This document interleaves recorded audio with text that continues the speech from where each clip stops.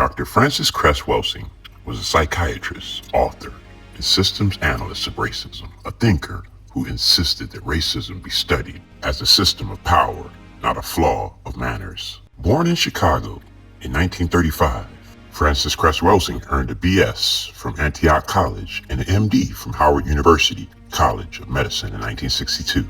She trained as a psychiatrist and practiced for decades in Washington, D.C., grounding her ideas in clinical observations as well as history. Her most influential work, The ISIS Papers, The Keys to the Colors, in 1991, lays out what she called the Cress theory of color confrontation.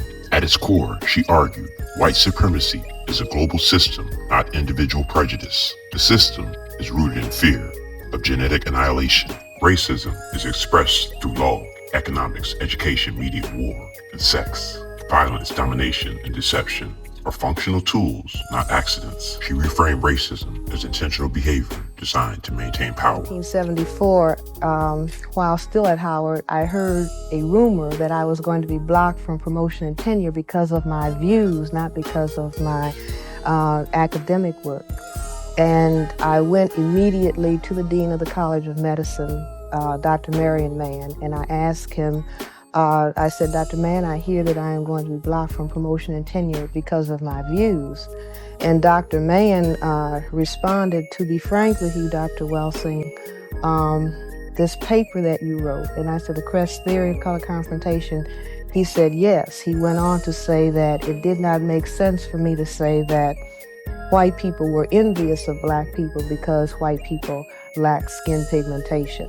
And we went on from that point. But let me make one correction. My theory does not say that whites are inferior to blacks. I don't say that. I say that whites feel that they are inferior because they cannot produce skin pigmentation, because their status as, I say, a variant of albinism is genetic recessive to blacks, and they can be genetically annihilated by non-white people, that this is what causes that sense of inadequacy, that they have built a total behavioral system that is a compensation.